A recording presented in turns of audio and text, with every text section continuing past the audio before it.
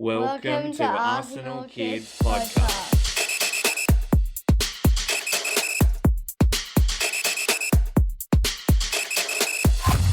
Hey there, welcome to Arsenal Kids Podcast. My name is Ben and I'm joined by my fantastic co-host Madi. Hello and welcome to episode number 37. And it is great to have you join us for this episode. And Madi, what are we talking about on Arsenal Kids Podcast this time? In part 1, we are doing a player profile piece on our women's team midfielder, Lia Walti. Our experienced midfielder who has quality in abundance and who is a natural leader both on and off the pitch. Sounds great. And then in part 2, we're looking at the men's pre-season defeat to Manchester United as they continue their tour of the United States. Plus, we're going to look at how some of our women's team players are doing at the FIFA Women's World Cup. A quick reminder that if you do enjoy listening to Arsenal Kids, then please like, subscribe, rate, review wherever it is that you listen to us. And also send us your comments and questions. Just email us at info@arsenalkids.com. You can also get in touch with us via our Facebook page. Just search for Arsenal Kids or look for us on Twitter. We look forward to hearing from you soon. So here in part 1, we are looking in depth at Lia Walti, a player who is composed in possession and calculated in her defensive work.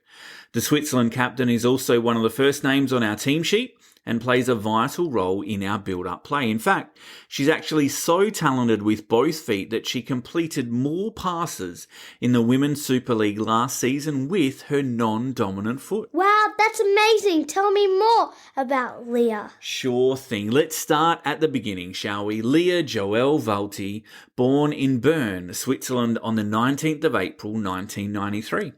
As a child, Lia played ice hockey as well as football, and from 2002, she began playing on a boys' football team that was coached by her dad.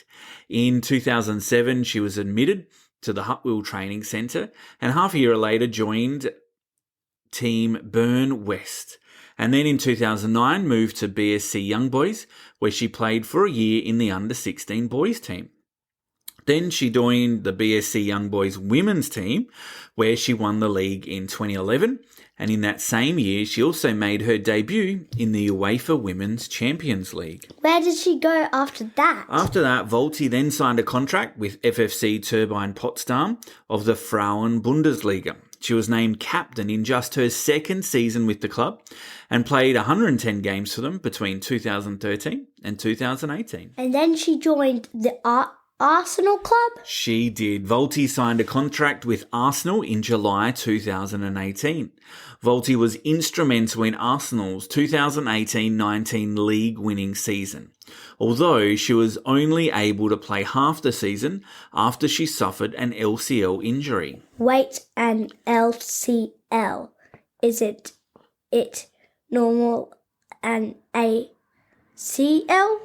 It has been recently for the team, with 4 players having torn ACLs, but Lia tore an LCL, which is the lateral collateral ligament, or LCL, not an anterior cruciate ligament, ACL, which is what Beth Mead, Vivian Miedema, Leah Williamson and Laura Weinrother have torn. So the LCL kept Walti out still for 9 months, but she was still included in the 18-19 PFA Team of the Year. Lia was also part of the squad that in the season just past won the Conti League Cup when they defeated Chelsea in the final. For her international career, I guess because she was born in Switzerland, she played for Switzerland. You are correct. Lia has played for Switzerland for both youth and senior level. Her first major tournament was the 2008 UEFA Women's Under-17 Championship, and she also played as her Swiss team reached the semi-finals of the 2009 UEFA Women's Under-19 Championships. And then the following year, she joined the Under-20 team at the 2010 FIFA Under-20 Women's World Cup. She made her senior debut for the Switzerland senior team in a match against Scotland on the 21st August 2011 and played in the 2015 World Cup. In 2019, she was also named captain after the retirement of Lara Dickerman. Has she scored many goals, Ben? According to my record, she's scored twice for Arsenal and has scored 1 goal for the Swiss national team, and that was in a World Cup qualification game against Belarus. Lia wears the number 13. She does, and you might remember she's committed her future to the club by signing a new contract just a few short months ago. Okay, let's leave it there for part 1. We'll be right back for part 2 after this. Okay, welcome back. In part 2, we're looking at our pre-season loss along with a quick look at how our women's players at the FIFA Women's World Cup being held in Australia and New Zealand are going. And the men's team lost 2-0 against Manchester United in New York. 2 first-half goals condemned us to defeat in the second match of our US tour. In the first ever meeting between the teams on American soil, 82,262 supporters were inside the MetLife Stadium. But we failed to get going after Manchester United opening the scoring through Bruno Fernandes' long-range strike on the half-hour, and then Jadon Sancho doubled the lead soon afterwards. Although Eddie Nketiah came close in the second half, we tasted defeat for the first time this pre-season. A strong Arsenal line-up made a positive start. They did, with Gabriel Martinelli forcing a low double save after excellent work by Timber and Saka on the right wing. Moments later, Nketiah's low cutback was intercepted just in front of the goal line, with the United defence scrambling to cover. At the other end, Antony scuffed a shot wide, but we looked dangerous going forward. But unfortunately, it was United who struck first. Fernandes' shot from 20 yards squirmed past the outstretched Aaron Ramsdale into the bottom corner. And a few moments later, Jadon Sancho latched onto a long ball that Gabriel misjudged before finishing at the near post.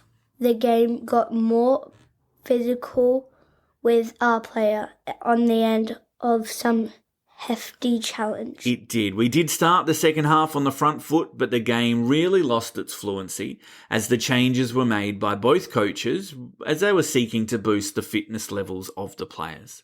Smith Rowe was the one who came closest to pulling one back, but we failed to make the breakthrough. The game went to the penalties. Well, there was a penalty shootout, which was always going to happen regardless of the scoreline. Unfortunately, United also won that 5-3. Martin Odegaard and Leandro Trossard both scored. Then, unfortunately, Fabio Vieira missed the target, but then Jorginho got one back. Next up, though, for the team is that we head to Los Angeles to play Barcelona at Sophie Stadium. And now to the FIFA Women's World Cup. Okay, and 4 Gunners were in action on match day 1. Frida Marnham was in the opening game representing Denmark against the host nation New Zealand, but she was subbed off on 73 minutes as Norway fell to a surprise 1-0 defeat. It then led to a match that had both teams captained by Arsenal players. Australia were led out by Steph Catley and Ireland with Katie McCabe. And we also know Caitlin Ford was starting for the host nation. Australia won the game 1-0 with Steph Catley thundering a second half penalty into the top corner, which was enough for the Matildas to win the tense match. And then in match day 2. On day 2, Canada drew 0-0 with Nigeria. Chloe Lakasi, our new signing, came on as a second half substitute. In the second game, Lia Walti captained Switzerland, with Noelle Maritz also playing at left back, as the Swiss swept aside the Philippines 2-0. Walti was subbed in the 73rd minute, as it was her first competitive game since she picked up an ankle injury back in May. In day 3, we were at Brisbane Stadium as England defeated Haiti 1-0 to 0. New signing Alicia Russo led the line for the Lionesses, and it was great to be there in person and watch her play. She played for 76 minutes as England got off to winning ways at the World Cup. Katrin Kuhl also played for 63 minutes of Denmark's 1-0 victory against China. Day 4, another and another gunner scored a goal. Both Stina Blackstenius and Amanda Illerstedt started for Sweden, with Lena Hurtig coming on as a late sub. But it was Amanda Illerstedt, our new signing, who headed home the winner for the Swedes on 89 minutes as they won 2-1. Victoria Pelova then played the full match for the Dutch team as they defeated Portugal 1-0. Well, that's all this time. Thanks again for joining us at Arsenal Kids Podcast this time. A reminder to please like and subscribe, rate and review wherever you listen to us. No matter where you listen to us. We would love to hear from you and for you to share the podcast with other Arsenal kids. We hope to join you on the pitch again soon. Okay, bye for now.